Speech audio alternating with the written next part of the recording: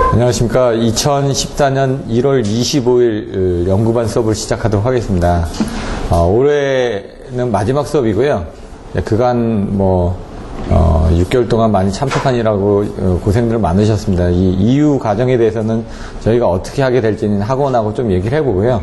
나중에 2월 첫째 주 좀 지나서 2월 첫째 주는 시험을 보시니까 둘째 주 그다음에 문제풀이 할 거고 셋째 주 좀 더 지나면은 지금 얘기가 나오는 게 환급 과정의 축소 때문에 어떻게 될지 잘 모르겠거든요. 그래서 그런 것들은 협의를 해가지고 만약 연구반이 이와 같이 안 나가게 되면 아까 잠깐 얘기 드렸던 것처럼 세미나 반식으로라도 해가지고 어떤 오후에 이런 과정들을 만들어 드리려고 합니다. 그래 이제 여러분들이 학원하고는 별도로 나와서 계속 공부를 하실 수가 있으니까. 그래서 정보통신 같은 그런 세미나 부분이 활성화가 되는데 발성 배제는 안 돼 있다 보니까 그런 부분을 제가 매개체가 돼서 세미나반을 만들어 드리고 여기 계신 분들이 모여가지고 돌아가면서 할 수 있게끔 처음에 사실 이 과정이 계획된 것도 그런 과정에서 연구반하고 합쳐지면서 이렇게 바뀌어지다 보니까 중간에 교재도 좀 바뀌고 이렇게 강의 방법에 대해서 좀 변동이 있었는데요. 만약 그렇게 되면은 어떤 책 하나를 설정을 해가지고 개개인화에 대해서 몇 문제씩 전달을 해가지고 그 사람들이 그 다음 주에는 그거를 직접 가져와서 설명을 할 수 있게끔, 그리고 거기서 이제 보완해야 될 부분들은 다른 사람이 보완해 주는 식으로, 그게 제일 낫습니다. 왜냐면 앞에서 하는 것만 계속 들으면요, 그거는 이제 하는 사람만 늡니다. 듣는 사람들은 아는 것 같은데 이제 몰라도 일단 자기가 입에서 얘기를 해야지만 자기가 부족한 부분이 뭐가 되는지를 본인이 깨달을 수가 있거든요. 왜냐면 이게 여러 가지 과정이 있습니다. 필쓰기 위한 공부도 있지만 사실 밖에 나와서 얘기를 한다는 건 면접을 보기 위한 그런 대비책이 되기도 하기 때문에 여러분들이 나중에 많은 문제가 되지는 않을 겁니다. 왜냐면 그 4시간을 몇 사람이 될지 모르겠지만은 예를 들어 중복이 되게끔, 예를 들어 2사람은 이거, 왜냐면 그 중에 한 분이 안 올 수도 있는 거니까, 그러면 안 오는 사람들 건 어떡하냐, 나머지 사람이 하면 되거든요. 아니면 제가 해도 되고, 그 참석한 사람 중에 자기가 알고 있는 부분들은 최대한 얘기를 해주면 됩니다. 그래서 계속 토의식으로 누군가 한 사람이 나와서 얘기하고 거기에 대해서 끝나고 나면 거기에 보충 설명하고, 그러면 준비를 해온 사람도 거기에 대해서 좀 뭔가 더 얻어갈 수가 있고, 왜냐면 전문가들이 다 따로 있으니까. 그렇게 해 나가다 보면은 책에 대한 진도도 빨리 나가고, 그러니까 책을 일단 진도를 빼주면 됩니다. 어떤 책이든지. 지금 박창수 책을 발전 쪽만 빼고 어느 정도 끝내드렸거든요. 그러면 이제 좀 자신감이 있다는 얘기죠. 한번 다시 보실 때 본인들이. 그리고 이제 처음에 했던 건 200문제 정도를 한정 거를 가지고 진행을 했었는데 이게 좀 문제가 좀 어렵고 오래되다 보니까 힘들어 하셔가지고 다시 이제 박창수 씨 거를 했는데 그 이후에 나와 있는 유형의 문제들이 많이 있습니다. 지성호 씨 책도 괜찮고요. 유상봉 교수님 책도 괜찮고, 남시복 교수님 책들도 괜찮습니다. 근데 난이도하고 그 성격에 맞춰서, 그 책을 고려를 하다 보면은 제가 보기에는 지성호 씨 책이 아무래도 좀 같이 공부하기는, 책도 내용도 서브노트 그대로, 그러니까 답안지 형태 그대로 되어 있고, 그 다음에 문제도 어느 정도 수가 있기 때문에, 또 뒷부분에 기술 계산 문제까지 있기 때문에 여러분들이 책을 한 권을 사시면은 어차피 같이 공부를 하시기 좋은 책을 사셔야 되기 때문에 그런 부분으로 선정하는 게 어떨까 생각이 되고요. 그래서 그런 것들에 대해서는 여러분들 한번 새로 나온 책들 같은 것들도 있으면 저한테 한번 안내를 해주시고, 그 다음에 이제 기존에 있던 책들을 어떻게 쓰실 것인지 같이 한번 얘기를 해보시는 것도 도움이 될 것 같습니다. 오늘 과정 부분은 이제 마지막 수업이다 보니까 좀 최대한 빠른 시간 내에 진행을 할까 합니다. 그 전에 요약해드렸던 그런 부분보다는 지난주까지 해가지고 지금 오늘이 4번째 시간입니다. 그래서 사실 그전에도 4번째 시간까지 하면 100번까지는 못 나갔었습니다. 통상적으로 하루에 한 20문제 정도 나갔는데 오늘 좀 늦게까지라도 해가지고 20문제가 더 되더라도 지금 이게 61번부터 100번까지 써놨습니다. 써놓기는. 얼마나 나갈지 모르겠습니다. 항상 마음은 앞섰는데 몸이 안 쫓아가더라고요. 여러분들의 호응에 따라서 더 빨리 진행을 할 수도 있고요. 잘 모른다 그러면은 그 부분을 좀 더 집중해서 나가야 될 수도 있고요. 그냥 간단하게만 한번 요약을 해드리겠습니다. 깊게는 아니고. 중성적 접지 방식. 그래서 요 앞에 문제가 유도장애였습니다. 그래서 이 부분이 중요하구나. 얘가 61번이라고 그랬죠?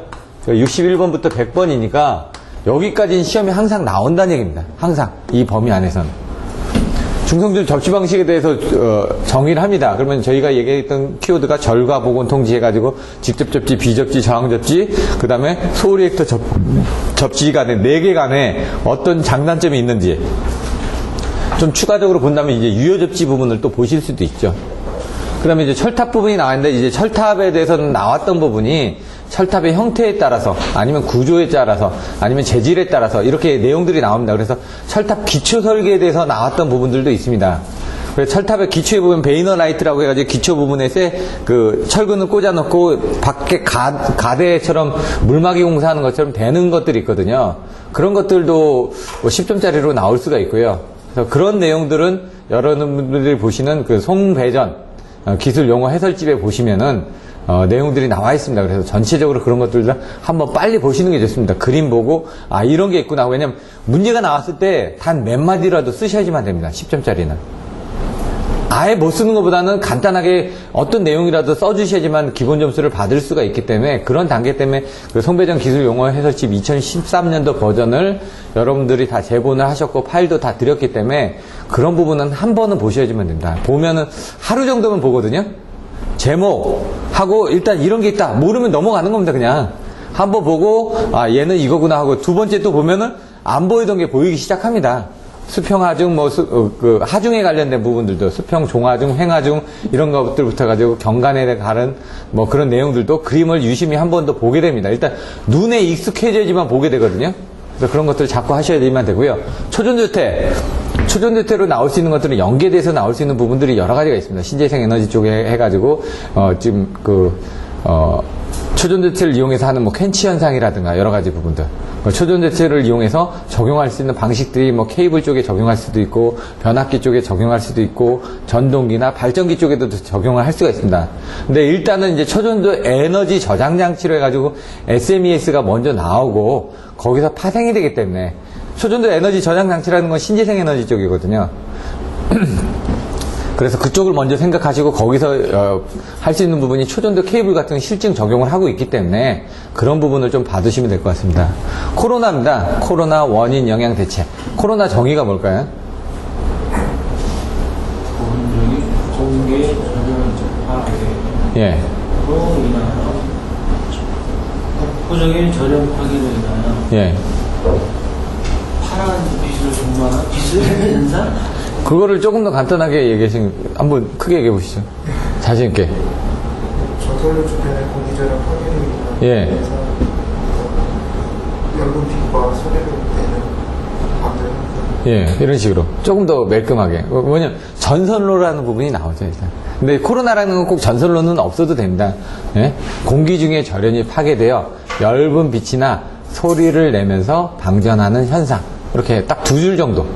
개요는. 근데 거기에 이제 앞뒤로 붙이는 겁니다. 전선로가 붙여도 되고. 그러면 코로나가 나오면은 뭐가 나와야 된다고요? 바로? 코로나 나오면 이게 나와야지만 된다. 8글자. 예? 파일극한 전인경도. 예. 코로나 정의를 설명을 해줘야 되니까. 그림 그려놔가지고 1cm 해가지고 30kV, 21kV 해가지고 파일극한 전이경도를 벗어났기 때문에 방전을 한다는 얘기죠. 그리고 이제 코로나 인계전압이 나와야죠. 바로 그 다음에 코로나에 대한 원인 부분이 나왔으니까 거기에 대한 영향이 뭐가 있냐 이거죠. 이 소송부 소유진 해가지고 그럼 거기에 영향에 대해서 대책이 뭐냐. 그래서 목표가 이하 반 이런 식으로 나와주셔야 된다는 얘기죠. 그게 25점짜리입니다. 딱 나오면은 그런 컨셉은. 피레기 전격전압이 뭘까요? 전격전압, 제한전압. 피레기 양단에 걸려서. 그게 뭐죠? 그게 전기가 아닌가? 그건 제한전압인데. 전격전압하고 제한전압을 정확하게 정의를 하셔야 되는데, 피레기 전격전압이 정의가 여기는 한 줄로 간단하게 되는데, 속류를 끊을 수 있는 최고의 상용주파수의 시료값으로 되어 있나? 교류전압 시료값. 네. 그러니까 전격전압이라는 부분이 우리가 얘기했을 때 표준전압이 있고, 표준전압 밑에 기준전압이 있고, 기준전압 밑에 절연전압이 있고, 그 위에 전격전압이 있지 않습니까? 전격전압은 어떻게 최고라고 해요. 그 계통에 견딜 수 있는 최고의 전압이라고 해요. 그 전격전압이 넘어가면 얘는 견딜 수가 없다라고 얘기했습니다. 그래서 여기서도 피레기 전격전압도 최고의 상형 주파수라는 부분이 나옵니다. 왜 이상전압이 들어오다 보니까 네이펄스도 들어올 수가 있겠죠. 주파수 대역이 다 틀릴 수가 있다는 얘기죠. 서지 같은 것들도 보시면 주파수 대역이 다 틀리지 않습니까? 개폐 서지라든가 이런 것들, 전압에 대한 개폐 서지, 전류에 대한 개폐 서지, 이런 부분에 대한 것들이 틀려지는데, 어떤 외부에서 이상전압이 들어왔을 때 그거를 방전을 하죠. 방전할 때 나타나는 전류가 이제 통류라고 되어 있습니다. 그럼 피레기 전격전압은 걔가 견뎌줘야 된다는 얘기죠. 전격전압이니까 견뎌줘야 되는데, 송류를 끊을 수 있는, 흐를 때 얘가 견뎌줘야 되니까. 송류를 끊을 수 있는 최고의 상형 주파수의 시료값으로 되어 있습니다. 파고값이 있고 시료값이 있는데 제한전압이 파고값이고 얘는 시료값입니다. 그래서 그런 것들이 중요하다는 얘기죠. 제한전압은 아까처럼 제한전압은 뒤에 있을 텐데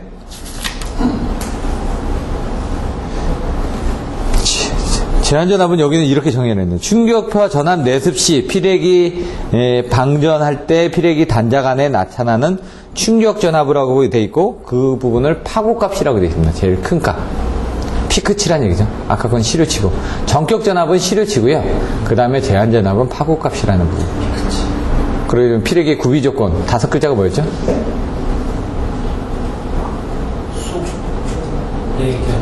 네? 충제 상승로라고 제가 얘기했습니다. 충격 방전 개시 전압이 낮을 것. 충제. 제한 전압이 낮을 것. 상형 주파 방전 개시 전압이 높을 것. 송류 차단 능력이 클 것. 내구성이 클 것.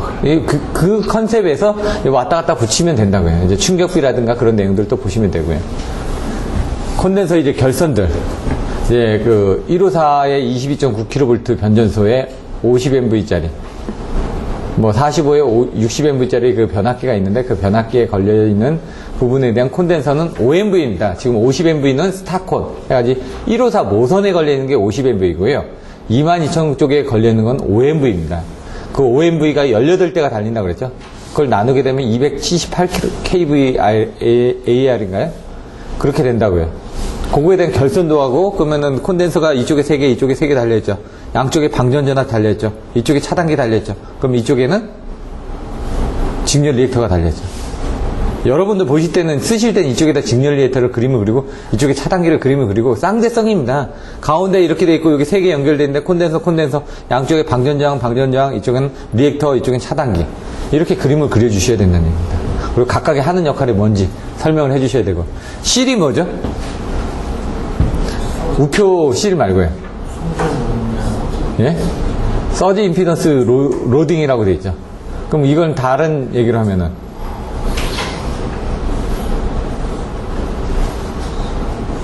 서지 임피던스 로딩, 서지 임피던스입니다. 말 그대로. 다른 말로 서지 임피던스가 뭐라고요? 과도 접지자, 고유 임피던스, 여러 가지 용어들이 있다고 말씀드렸지 않습니까? 근데 로딩이 들어갔습니다. 로딩. 그러니까 용량이 들어간 거죠. 용량. 과도 접지장. 그래서 용량이 들어가니까 일단 L로 생각하면, 그러니까 뭐 RL로 생각하면은 X라는 성분을 생각하시면 되죠. R은 I분의 V니까 송전단에 흐르는 전압과 전류의 B죠. 근데 이제 단락한 상태에서 뭐 수전단에 흐르는 뭐 이런 식으로 내용들이 나오겠죠. 그 부분은 이따가 보시면 되고요. 개폐서지하고 지속성 이상전압은 비슷합니다. 성배전공학의 10장에 보시면 이상전압이 나와있죠. 이상전압에 보시면은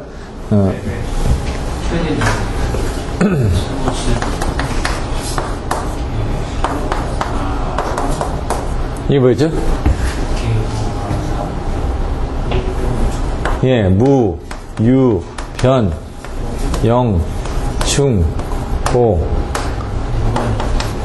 폐, 부, 자, 공, 일, 이. 이거 뭐죠? 개통 조작 시. 이거는 고장 발생 시. 이거는 과도 진동 이상 전압. 이거는 상유파 지속성 이상 전압. 이거는 무부하. 이거는 유도성. 이거는 변압기. 영구지락 시, 충격파 지락 시, 고장 발생 시, 뭐 페란티 현상, 수차 발전기 부하 차단 시, 이건 자기 여자 현상, 뭐 공진, 일선이야. 그러니까 소울리액터 일선지락시, 소울리액터 이계통 병가시 이런 식으로. 그럼 여기서 얘기하는 이제 개폐서지가 뭐냐 이거죠. 지속성 이상전압은 요거 얘기하는 겁니다. 요거 6개 이렇게 써라. 상형주파 지속성 이상전압. 과도 진동전압이 개폐서지죠, 요게. 개폐를 할 때 뭔가 서지가 발생한다 이거죠. 이게 상형주파 성분은 아니다 이거죠. 근데, 예? 근데 이제 여기서 이제 보시는 부분들이 이제, 개폐서지 부분을, 변탄력충, 변압기 탈락 시, 뭐, 탈주 차단 시, 여자 전류 차단 시, 충전 전류 차단 시, 근거리 고장 시 발생하는 그런 개폐서지에 대한 부분하고, 뭐, 악화되는 조건들을 해가지고 이제 조금씩 여러분들 컨셉이 좀 헷갈려지는 부분인데, 지속성 이상전압은 일단 요 6개를 얘기하는 겁니다. 이 표에서. 그런 부분을 가지고 보셔야 된다는 얘기죠. 발전기 여자 방식.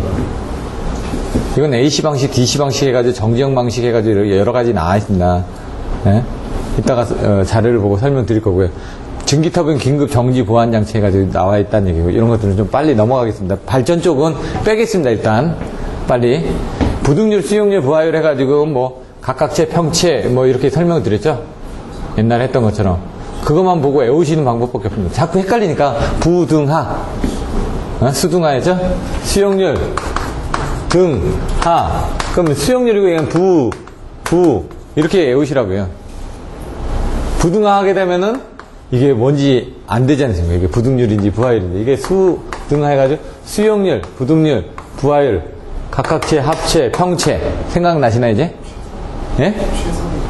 아, 이게 최설이었나요? 최설, 각각체, 합체, 평체였나요, 이게?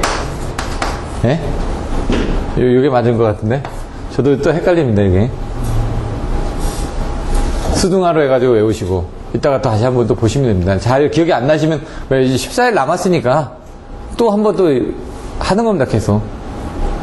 이게 헷갈리지면은 이제 나중에 이런 것들이 10점짜리로 나옵니다, 10점짜리로.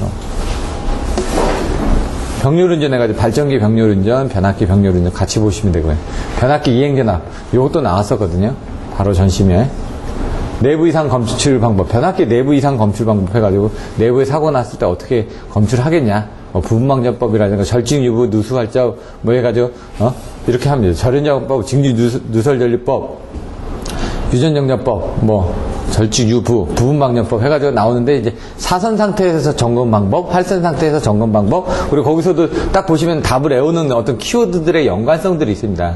그런 것들을 이따 보고 한번 설명을 드릴 테니까 찾아보시면 될 것 같고요. 화력발전 환경 공해 대책은 이제 속스나 녹스를 없애기 위해서 어떻게 해야 되느냐. 그래서 이 IGCC라든가 그런 쪽으로 나가는 것부터 시작해가지고 이 PFBC 쪽에서는 석회석을 넣어가지고 어떻게 환경 공해 부분에 대해서 어떻게 대책을 하는지. 드럼보일러 관리보일러 해가지고 드럼보일러 관리보일러도 보시면은 구조나 그 다음에 열 손실 측면이나 뭐 여러 가지로 이제 분류를 합니다. 그래서 보시면은 비교해야 될 부분이 있는데 실질적으로 얘는 드럼은 물을 분리를 하는 부분이 있습니다. 근데 이제 관리보일러 같은 거는 그 물이 분리가 안 되고 바로 돌기 때문에 얘 같은 물 같은 거를 더 좋은 걸 써야 되겠죠. 왜냐면 터빈을 때리는데 증기를 발생하면 우리가 물을 끓여서 먹죠. 왜냐면 거기서 어떤 부분 끓이면 이제 증기가 올라오면 밑에 있던 것들은 가라앉을 겁니다. 그러니까 이제 드럼이 있기 때문에 밑에서 빼주면 되는데 얘 같은 건 그냥 그 물이 계속 들어오기 때문에 증류수를 쓴다든가 여러 가지 그런 내용들을 써주셔야지만 됩니다. 복도체 장점, 단점 해가지고 복도체를 쓰면 어떤 부분이 좋은지 뭐 정전 용량이라든가 그 용량 정전 용량은 어떻게 되죠? 커지고. 예? 정전 용량 커지죠. 그 다음에 성전 용량은 올라가고 저항은 떨어지고 뭐 이런 식으로 해가지고 내용들을 써주시면 된다는 얘기입니다. 거기에 따른 이제 충전 전류가 커지고 여러 가지 고장 전류가 작아지니까 그런 부분들의 문제들. 사고 파급 안정 대책인데 사고 파급과 뭐 이상 현상에 대한 그런 내용들이 나와 있습니다. 그래서 이제 오늘 배우셨던 10장 전력계통의 계획과 운영하고 관련된 부분이 이런 부분들이 될 수도 있고요. 사단자 정수, 단거리 정수, 단거리 선로, 중거리 선로, 장거리 선로를 해가지고 집중. 그 다음에 또 뭐가 있죠? 예? 뭐라고요? 예? 집중 분포 해가지고 집중은 이제 단거리. 예? 분포. 왜냐면 축약을 해서 계산을 해야 되는데 단거리나 중거리는 이렇게 축약해도 작기 때문에 크게 집중을 해도 크게 문제가 되지 않더라. 근데 장거리 같은 건 워낙 길기 때문에 이걸 축약을 해가지고 하기에는 좀 오차가 많이 발생되니까 이걸 중간중간 분포에 있는 어떤 똑같은 형태로 나눠가지고 계산을 하면은 근사값이 나오더라. 이렇게 설명을 드려줘. 외우실 때 이제 집중하고 분포가 헷갈릴 수도 있는데 그런 개념으로 외워주시면 된다고 말씀드렸습니다. 그 신재생 에너지, 아까 신에너지하고 재생에너지, 신에너지 3개, 재생에너지 8개 가지고 총 11개가 있는데 그걸 구분하기가 좀 쉽지는 않습니다. 그래서 그것까지 구분을 해주시는 분들은 별로 없을 것 같고 그냥 신재생 에너지 하면은 뭐 연료전지라든가 복합발전이라든가 뭐 그런 부분은 안 들어가니까 MHD 복합발전이라든가 이런 식으로 이제 여러 가지 쓸 수가 있죠. 내용들을 구분을 해가지고 재생에너지가 뭐냐 이런 거 보시면 되고 안정된 향상대책 오늘 설명드렸던 것처럼 리전 튜닝기, 단단복직기의 승속중 소개해보고 FH 뭐 TE 소개해보고 FH 이런 식으로 해가지고 설명드렸던 그런 키워드로 써주시면 25점 중에 한 20점 정도 나온다라고 제가 설명드렸습니다. 그러니까 합격자를 많이 배포할 때 점수들이 그 정도 모범 답안 써주면 한 20점 정도 주는 것 같더라. 그럼 그 정도 모범 답안 써야지만 됩니다. 일단은 양수발전, 뭐 연계 부분, 광역연계, 남북연계, 동북아연계 뭐 해가지고 여러 가지 유형의 문제로 나오는데 기본적인 컨셉은 가져가고 그 타이틀에 맞게끔 좀 내용을 써주시라고요.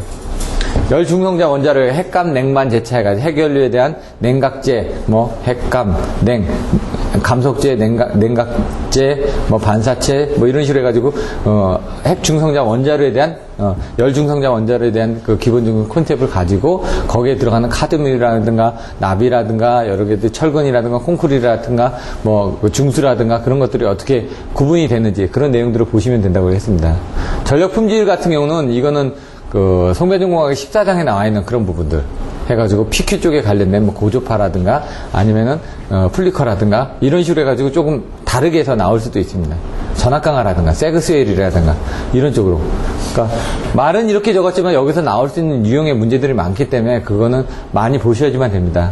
절연재료의 열화 원인 여러 가지 절연재료가 있을 수가 있습니다. 케이블이 절연재료가 될 수도 있고 변압기가 절연재료가 될 수가 있고 발전기가 절연재료가 될 수도 있다는 얘기죠.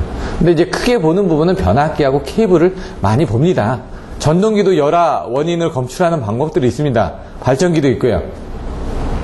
근데 회전기를 뭔가 진단한다는 건 쉽지가 않으니까 회전기가 아닌 정지기 쪽에 대한 열화 원인 부분을 답을 많이 쓴다는 얘기죠. 실질적으로 그게 많이 진행이 되고 있기 때문에 변압기 같은 건 정지기 돼 있지 않습니까?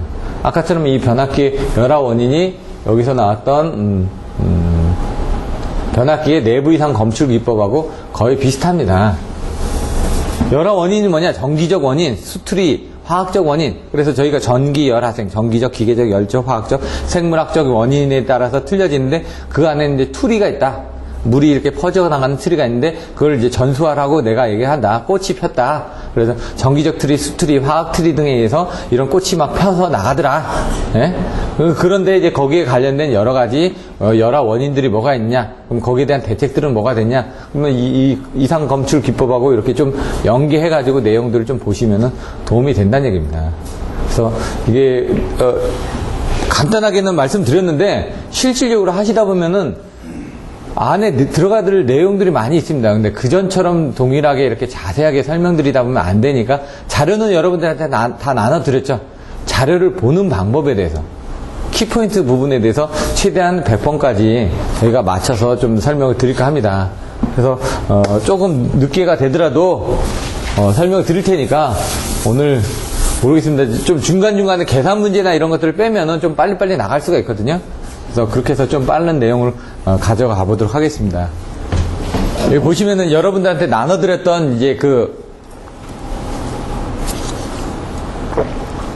문제지인데요. 여기 보시면은 이런 계산 문제는 일단 빼겠다는 얘기입니다. 지금 저번에 얘기한 것처럼 계산 문제 가지고 가타부타 말들이 많다 보니까 점수를 왜냐면 이게 중간 과정에 틀렸습니다.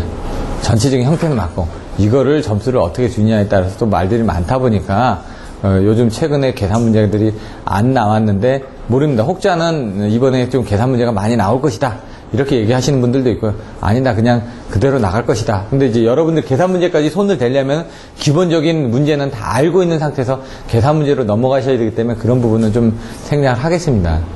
다른 학원 같은 건 별도로 연구만 해서 계산 문제만 계속 풀어주고 있는 데들도 있습니다.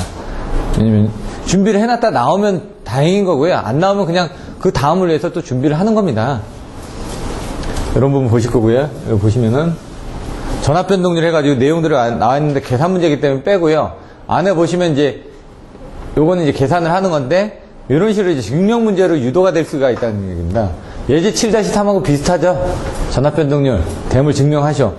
이게 예제 7-3이라고 제가 말씀드렸던 내용들입니다. 그래서 단거리 성전설로 해서 이걸 증명하기 위해서 이게 코사인 세트하고 이런 부분을 가지고 증명하는 부분들이 이렇게 있습니다. 7-3하고 비슷한 그런 유형의 문제들. 그리고 중성전 접지 방식. 여기 나와있죠. 접지에 영향을 미치는 요소. 목적이 뭐냐? 유효접지 조건. 그 다음에 유효접지기하고 비유효접지기의 비교. 그러면서 나왔던 것들이 나중에 보시면 접지 방식의 종류가 어떻게 되는지. 그래서 그것들을 비교하는 부분이 절가복원 통지를 해가지고 이렇게 비교를 해놓습니다. 여기서는 각각 부분만 얘기를 해놓고 나중에 이런 표 부분은 반드시 들어가야 된다는 얘기죠. 절과, 보, 건, 그 다음 통, 지 이렇게 나와있죠. 지락진료. 그 순서에 맞게끔. 왜 그렇게 했냐면은 저런 레벨이 직접 접지에서는 어떻게 되죠? 작죠. 여기는 커지죠. 그 다음에 절, 과. 과도한 정도. 사고 전류가 많이 떨어지니까 이 부분은 이제 작아지죠. 좋지가 않다는 얘기죠. 절과 보호 개정 기둥 중에 사고 전류가 커지다 보니까 그 부분은 커집니다. 그래서 앞에 부분은 좀 작은 거, 안 좋은 것들. 저런 레벨 경감이 큰 거죠. 저런 레벨이 큰 거고, 일선지락시 과도 안정도도,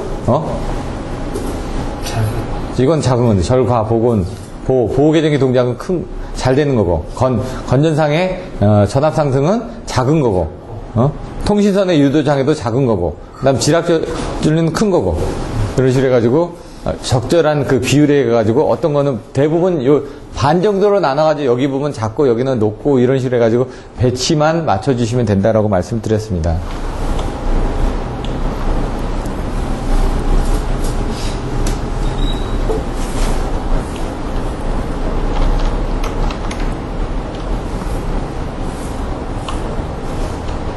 이게 여기였었네. 이제 철탑. 이건 다른 책인데 철탑에 보시면 형상에 의한 분류 이렇게 내용이 나와있죠. 형태가 어떻게 되는지 사방, 문, 우, 회, 지 뭐 해가지고 사각철탑, 방형철탑, 뭐 문형철탑, 우두형철탑 해가지고 회전철탑. 이 우두형철탑이 이게 765 쪽에 나와있는 그런 부분들이죠. 그래서 사각철탑, 방형철탑, 문형철탑, 회전철탑, 우두형철탑, 지선철탑 이렇게 나옵니다. 표준경관은 250m에서 300m 정도가 됩니다. 근데 그럼 장경관은 뭐죠? 여기 밑에 나왔죠? 250m. 나중에 이제 경관에 대해서 나왔을 때 이런 부분들 나와 있으니까. 표준경관은 약간 차이가 납니다. 250에서 500까지. 근데 보통 우리가 250에서 350 정도를 보면 됩니다. 왜냐면 345나 154 쪽을 보니까 765 같은 경우는 500m마다 하나씩 철탑을 세운다는 얘기입니다. 거기다 250m를 더 더했으니까. 등가 경관 해가지고 나와 있는데 이건 그림하고 이제 보시면은 나중에 나옵니다. 수직, 평하중, 수직, 종하중 해가지고, 횡하중 해가지고 나오는 것들이니까. 직각 여기 보시면 경관에 따라 직각, 인내, 그 다음에 직각 인내 해가지고 A, B, C, D, E 해가지고 이렇게 외웠다고 말씀드렸죠. 3도, 20도, 뭐 30도 뭐 이렇게 해가지고. 그 다음에 특수철탑이 있네요. 그다음 재료에 따른 부분, 강관, 관형, MC, 관형철탑 이렇게 내용들이 나와 있으니까 이런 것들도 한번 보시면 되고요. 그럼 이해했나? 그거만 했네. 그럼 초전자태, 슈퍼컨덕터라고 해야 되죠. 슈퍼맨이지, 초입니다, 초인간. 힘이 센 인간을 슈퍼맨이라고 하는 겁니다, 그래서. 여기 뭐 한류기로도 사용될 수 있다. 초전도 한류기로 이제 설명이 나왔네. 이제. 저항력 활력이라 가지고 이런 내용들이 나와 있으니까 슈퍼컨덕터 부분에 대한 것들은 정상시에는 저항이 초전도 상태에선 저항이 0인데 고장시에는 이 부분을 온도를 올려주면은 이 퀸치 현상에 의해 가지고 저항이 증가되기 때문에 한류를 할 수 있다. 그럼 그 퀸치가 뭐냐? 여기는 내용이 안 나와 있다 보니까 이걸 보시는 거죠. 이제 보시면은 초전도 현상에 이제 퀸치 현상을 해가지고 이제 그림을 3개를 그립니다. 이렇게 삼각형으로. 그래서 아까 보시는 것처럼 요 임계, 요 면적 안쪽에서는 어떤 저항 성분이 작아지는 거죠. 자기 고유의 특성에서. 근데 이 범위를 벗어나는 부분이 되게 되면은 그때는 저항이 증가된다는 얘기입니다. 원래 자기 자체는 이 정도에서 요 안에 영역에 들어오게 되면은 뭔가 특성을 지니고 있는데, 그래서 슈퍼맨 보면은 지구에서는 괜찮은데 뭔가 크롭톤 해가지고 갖다 주면 어떻게 됩니까? 힘을 잃어버리지 않습니까? 예? 그 범위를 벗어났다는 얘기입니다. 자기하고 똑같은 놈이 또 오니까, 예? 그쪽에서는 별로 올 일 없는 사람이 여기서는 이쪽 환경에서는 뛰어난 건데 그쪽 힘하고 합쳐지니까 힘이 약해지는 거죠. 여기는 한번 보시면 되는데 퀸치가 어디에 나 있네? 퀸치가 설명이 여기 있을 텐데 마이너스 273. 위 셋째 줄에 아니 퀸치라고 이 뒤에 나와 있을 겁니다. 또 다시 초전도 변압기, 초전도 모터, 초전도 에너지 저장 장치 SMES 해가지고 아까 보시면 WL의 2분의 1 LI 자승 부분이 있는데 그거를 이제 그림을 그리는 게 있었습니다. 그래서 저번에 문의하셨던 게 왜 이게 2분의 1 LI 자승이 되느냐, 그 문의가 와가지고 알아봤었는데 뭐 얘가 교본을 하면서 얘가 2분의 1로 된다라고 그냥 수식적으로 나와 있는 거는 찾아드렸는데 저도 그거를 증명을 해서 정확하게 확인은 못 해봤습니다. 자료만 보여드렸고요. MHD 발전하고 이런 부분들이 있다라고 되어 있습니다. 또 다른 자료에 아마 그 안에 그 캔치 부분이 또 있을 겁니다. 여기가 맞네?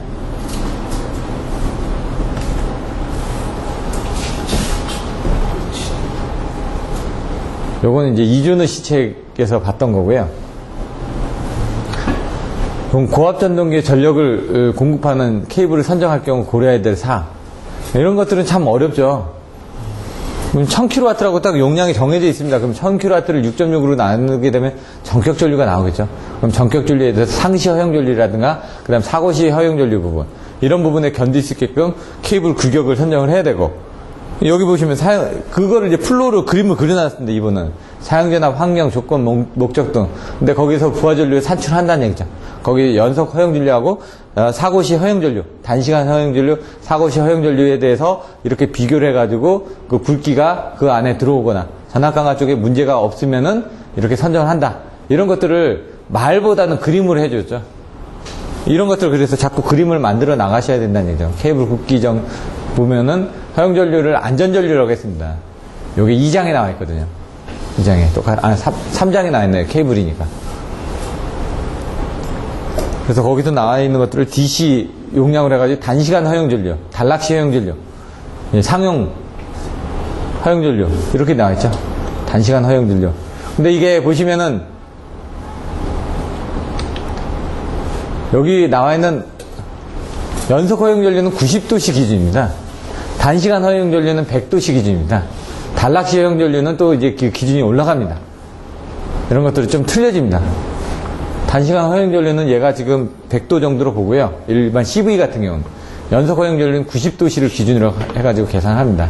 단락시는 좀 온도가 틀려지고 150도에서 200도씨 이상으로 올라가게 되니까 그런 부분이 나옵니다. 그래서 뭐 기타, 뭐 고조파, 기계적 강도, 그래서 나중에 보시면 케이블 용량 계산하실 때 지금은 전동기였지만은 지금 접지선에 굵기 선정하는 부분들이 있습니다. 그러면 접지선에서 나중에 보시면 그 0.02 IN으로 해가지고 전격 줄에 몇 배 해가지고 계산하는 수식들이 있는데, 아니면 루트 T로 나눠서 계산하는 수식들도 있고요. 근데 이제 결국은 나중에 가면 기계적 강도를 고려해가지고 100스케일 이상을 쓰게 됩니다. 건축 전기 쪽에서 하는 그런 내용들도 같이 나올 수가 있으니까 한번 보시면 되고요. 이런 것들도 25점짜리로 나왔습니다. 단거리 송전솔로에서 송수전자 전압 크기에 대해서 설명하라. 이게 80m 때 25점짜리로 나왔습니다. 이런 건 그냥 가져가는 거죠. 이렇게. 그러니까 이제 코로나네요. 코로나는 공기의 절연성이 부분적으로 파괴되어 낮은 소리나 엷은 빛을 내면서 방전하게 되는 현상. 이렇게 돼 있고, 그 국부 방전. 아까 얘기하신 것도 맞습니다. 근데 그런 식으로 이제 기본적인 컨셉을 적어 놓고, 그 앞뒤로 뭔가 보완을 하시는 식으로. 파일극한 전이경도 나오고, 그 다음에 코로나 발생 인계전압 나오고, 이렇게 인계전압 E0는 24.3, M0, M1, 델타 D, 로그 11m라는 R분의 D 해가지고 나오고, 전선의 표면 개수, 일기 개수, 상대 공기 밀도 해가지고 나오고요. 장애 부분 보시면 소손부 소유진, 소음, 손실, 부시, 소리액터, 유도장애, 진동, 소손부, 소유진, 통신선 유도장애, 소리액터, 소능력 저하, 부시, 코로나 방진. 그 다음에 방지 대책은 복표가 이하반, 복도체 사용하고 표면을 매끄러워하고 가선 궁극을 개량하고 이격거리를 증대하고 아킹온을 쓴다든가 이하반 반도체 유약 같은 걸 이용해 가지고 한다는 얘기가 나왔죠. 여기 반도체 유약에. 근데 나중에 보시면 이제 또 틀려진 게 코로나 부분이 이렇게 돼 있는데 케이블 같은 경우는 또 보시면은 반도전층을 이제 굵게 지어야 되는데 거기 가서 반도체 유약을 쓰시는 분들도 있습니다. 딱 돼 있다 보니까 그런 것들이 또 헷갈리실 수도 있습니다. 케이블 쪽에는 유약을 바를 일이 없겠죠. 이건 지금 그 애자 쪽을 생각하시면 됩니다. 코로나가 일어난 데가 도대체 어디냐? 그러면 보시면 애자 덩어리 이런 데서 전선로가 붙어 있자는 거예요. 가공선 전선로에서 전선로가 붙어 있는 이런 쪽에서 코로나가 발생이 된다는 얘기입니다. 케이블 쪽에도 반도전층, 왜냐면 도체, 그 다음에 절연체, 내부 반도지층, 외부 반도지층, 이렇게 나오지 않습니까? 거기 이제 반도전층 부분을 이제 균일하게 한다든가, 거기에 그 반도전층의 그 전개가 균일하게 걸릴 수 있게끔 스테빌라이저를 단다든가, 뭐 그런 내용들이 나올 때 그런 걸 써주시면 되는데, 거기 가서 뜬금없이 반도체 유약을 쓰시는 분들도 있더라고요. 그러면 애우다 보니까 자기도 모르게 여기 있던 키워드를 갖다가 여기다 쓰시는 경우도 있습니다. 그래서 그런 점을 주의하셔가지고 자꾸 키워드 얘기하고 설명을 할 때 보면 거기에 대한 것들 정의를 가지고 정확하게 얘기를 해주셔야지만 되죠. 지금 40문제를 하려고 지금 좀 빨리빨리 하는 겁니다. 사실 더 자세하게 해드릴 수도 있는데 일단 40문제가 끝나야 줘야지만 그리고 나서 또 시간이 되면 100문제를 한번 키워드 정도만 한번 훑어보게 시간이 별로 안 남았기 때문에 그전처럼 자세하게 하는 거는 문제가 되지 않는데 얘는 이거 움직이기는 움직이는 건가요?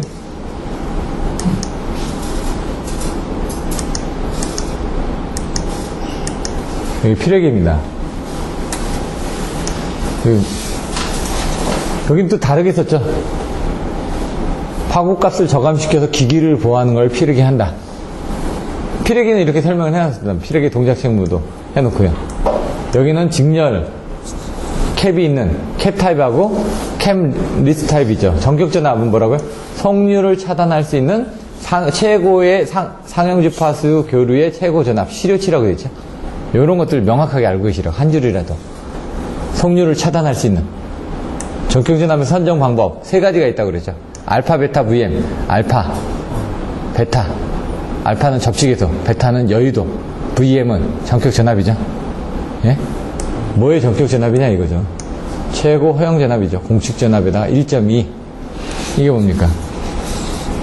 그래서 보시면은 이제 피레기 쪽에 대한 부분을 비접지계 같은 경우는 전격전압의 공식전압 곱하기 표준전압에 이제 기준전압이 있고 공식전압이 있을 거 아닙니까? 거기다가 1.2를 한 거니까 보통 보면은 7.2kV 같은 경우. 우리가 6.6 같은 건 어떻게 되죠? 6.6 나누기 1.1 하면 6kV가 표준전압이 되죠. 거기다 1.1을 곱하면 공식전압이 되죠. 거기다가 다시 1.1을 곱하게 되면 전격전압이 되죠. 그래서 이 전격전압이 7.2kV가 나와 있는데도 불구하고 여기는 그 7.2 곱하기 이게 6.6이죠. 6.6 곱하기 1.1분의 1.4를 했다는 얘기입니다.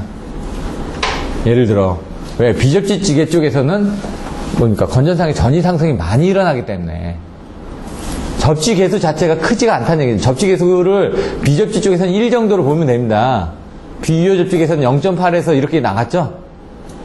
1 정도로 보시면 되고 유효 접지에서는 이게 0.65에서 0.8로 되는데 이게 70% 정도 떨어진다는 얘기입니다. 지금 그게 루트 3배만큼 떨어진다는 얘기, 1.3배만큼 떨어진다는 얘기거든요. 1 나누기 1.3을 하면 0.75, 0.8 이렇게 나옵니다.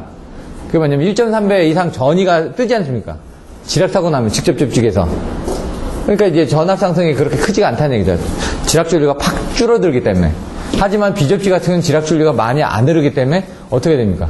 그 부분이 다 전압으로 가니까 전압이 1.7배, 루트 3배까지 이렇게 올라가는 거죠. 직접 접촉에서는 이렇게 떨어진다는 얘기죠. 한 0.8. 그래서 이거를 우리가 유효 접촉이라고 얘기를 해가지고 80% 내지 75%로 얘기하죠.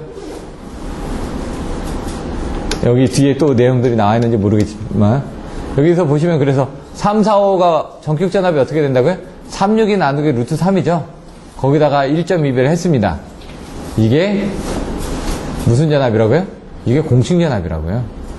공식 전압에다 1.15배를 했습니다. 얘도 1.15배를 했습니다. 답. 이건 여의도를 115%를 고려했기 때문에. 그래서 84 정도가 나오는 거죠.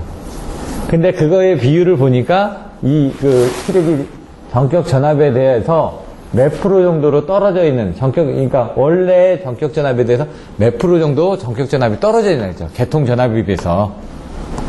피력이 전격 전압이. 그걸 가지고 80% 피력이, 85% 피력이 이렇게 얘기를 하고 있다는 얘기죠. 근데 여기는 비접지 계통 같은 건 어떻게 됩니까? 115% 피력이로 해가지고 더 높아졌죠? 나중에 서지 옵서버 같은 것도 구매를 하시면은 예를 들어, 이런 알파, 베타, VM으로 계산하는 방법 말고 내성 규정에서 계산하는 방법들도 있죠. 그래서, 피력이하고 서지 옵서버는 거의 유사합니다. 근데 이제 차단하고자 하는 이상전압의 크기가 틀려지는 겁니다. 피력이 짧고 굵은 놈, 서지 옵서버는 길고 짧은 놈. 파도장, 파미장의 범위가 틀려진다는 얘기죠. 파고값도 틀려지고. 둘 다 방전하는 겁니다. 라이팅 어레스트, 서지 어레스트, 다 어레스터가 뭔가 견뎌지는 거죠. 근데 그걸 바깥으로 빼준다 이거죠. 바깥으로 빼주는 역할을 하는 건데, 피레기는 특성이, 아까처럼 특성 요소라든가 이런 것들 때문에 어떤 그걸 빼주는 역할들이 필터링이 틀려진다는 얘기죠. 제한전압은, 아까 것처럼 피레기의 방전 시에 피레기 단지하 안에 남게 되는 충격전압이라고 되어 있죠. 양쪽에. 얘 같은 22.9 같은 경우는 21kV 내지 18kV를 내선 규정에서 쓰게끔 되어 있습니다. 근데 22kV 같은 경우는 24나 27kV를 쓰게 되어 있습니다. 계산을 하시게 되면.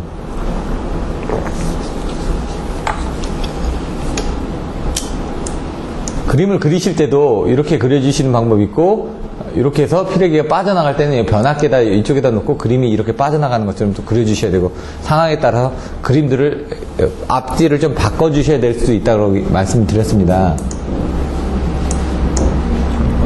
여기 부분에 대해서는 정반사, 부반사 해가지고, 얘는 부반사를 하죠.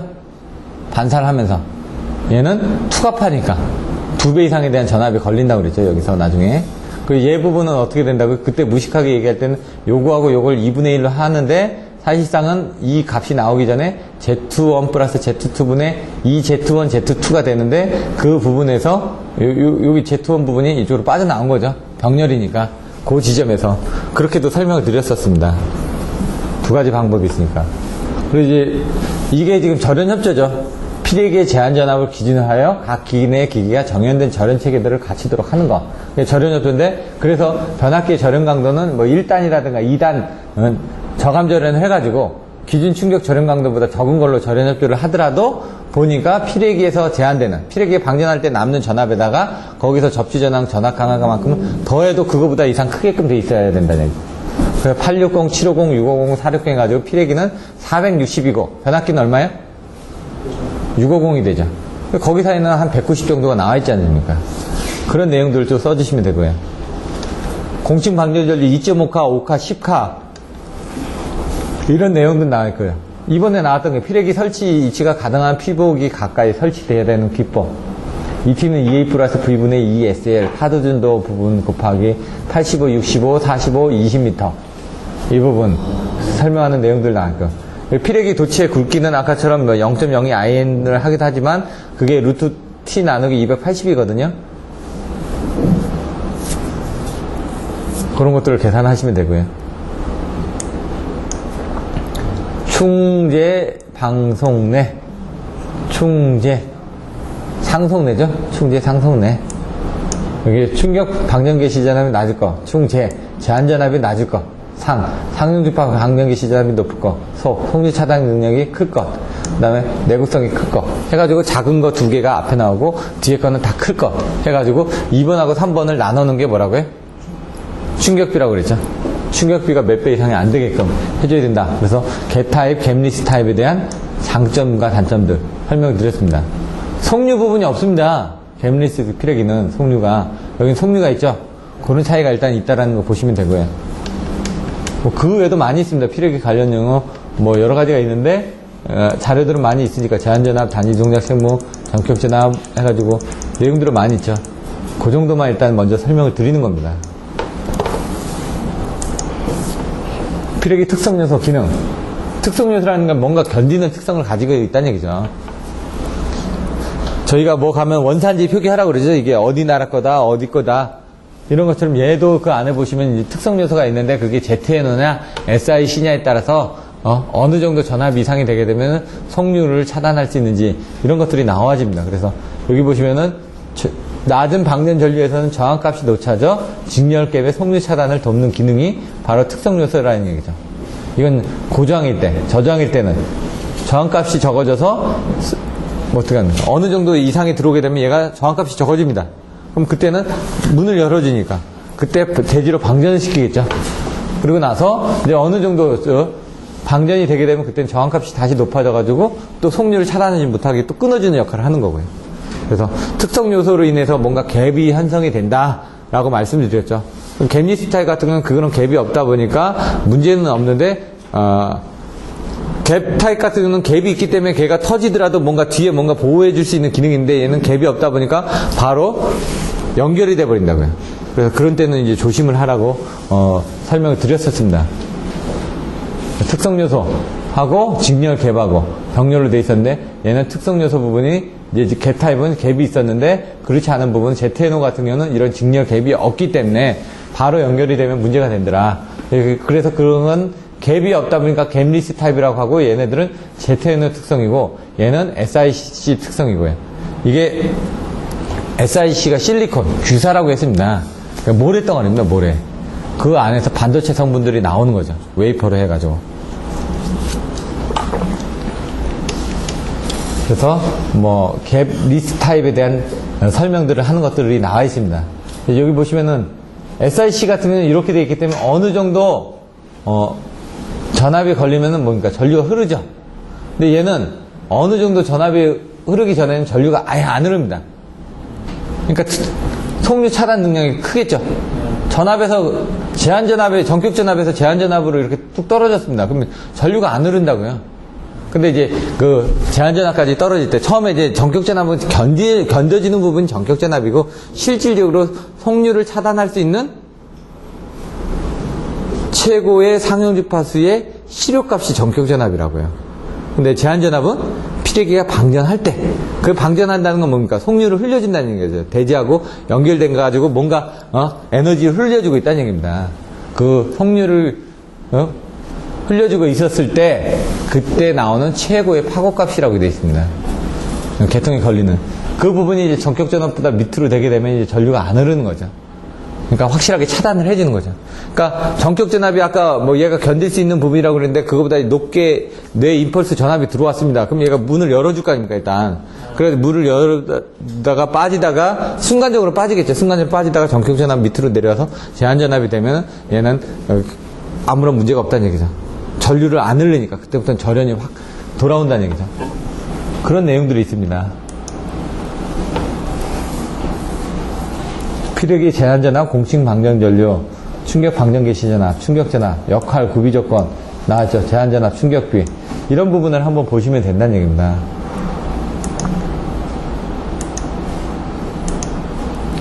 요거는 예, 아까 여기 이제 저렴강도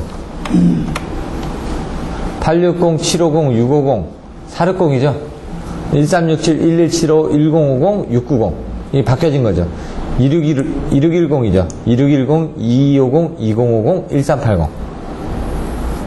이제 생각나시나요? 여기 690이 바뀌어지는 부분이라고 얘기했고, 1380이 잘 생각이 안 나는 경우가 있다고 그랬죠. 2610, 2250. 2250이니까 200을 빼면은 2050이 되겠죠. 이렇게.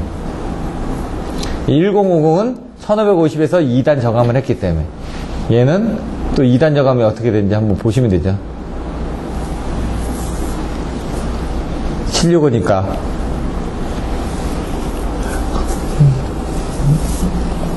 154 같은 건 1.1로 나눴으니까 140 아니었습니까?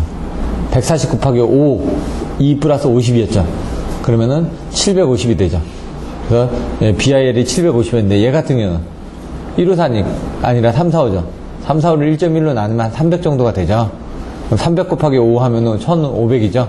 거기다가 50을 더한다면서요. 그래서 1550이 되는 겁니다.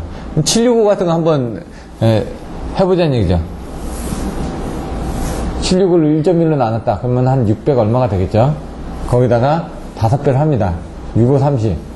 근데 거기다 50을 더하면 3000 몇이 나와야 되는데, 거기서 2단 저감을 했다. 그러면 한 번 저감하는데 얼마라고요? 250이라고요. 그럼 50 정도 빠지겠죠? 3000 정도에서 50 정도가 빠지면 2500 정도가 돼야 되는데, 얘는 2050이죠. 그러니까 그런 부분들이 이제 틀려지는 거죠. 기준 전압들이. 여기서는. 조금. 여기는 맞아 떨어지는데. 그래서 그런 것들도 한번 계산을 해 보셔야지만 됩니다.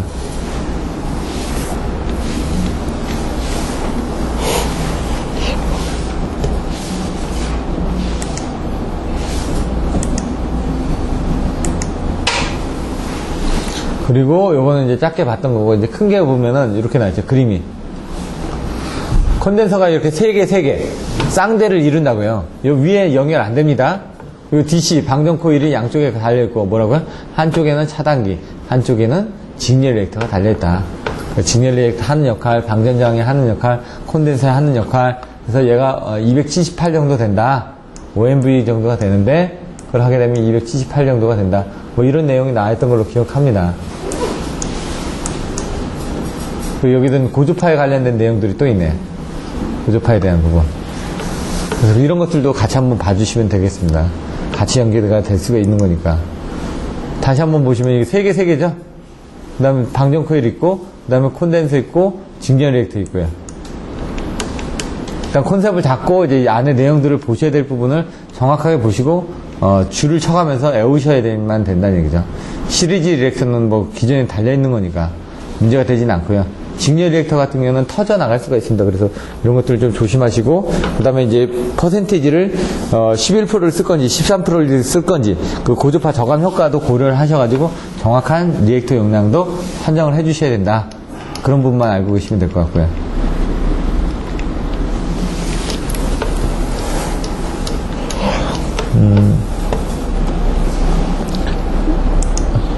지금 보시면은 이렇게 해서 중성전 접지 방식, 철탑의 부분, 초전도체, 고압전동기, 코로나 원인, 영향, 장애 대치, 방지, 전격전압, 제한전압. 그리고 피레기에서 보시면 역할, 구비조건, 방전개시전압, 충격비, 제한전압 산출 방법, 제한전압과 절연협조 및 경제성.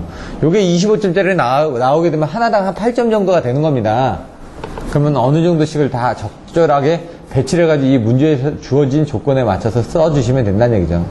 그러니까 나중에 보시면 25점짜리에서 어떤 부분이 오게 되면 걔를 10점짜리 정도를 써주시기만 하면은 답안지를 쓰시는 데는 큰 문제가 없을 거란 얘기입니다. 저희가 여러분들한테 계속 얘기하는 게 10점짜리로 답안지를 써서 뭔가 만들어라. 이 부분을 계속 요구를 드리는 겁니다. 10점짜리를 만들었던 게 여기 있을 텐데,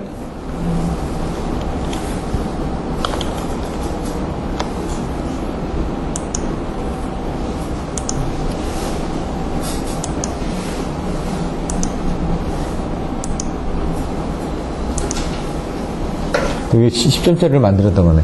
철탑 설계 과정 시 철탑 동료. 이렇게 해가지고, 이거는 좀 아시는 분이 쓰셨네요. 이렇게 쓰시기가 쉽지가 않거든요. 강도상 철탑 동료는 쓰시는데 앞에 부분은 좀 아시는 데 쓰신 건데, 이렇게 해서 직각, 언내, 뭐 보내, 보강철탑, 내장철탑, 인류철탑, 이렇게 해가지고 있고요. 특수철탑 나와 있고요.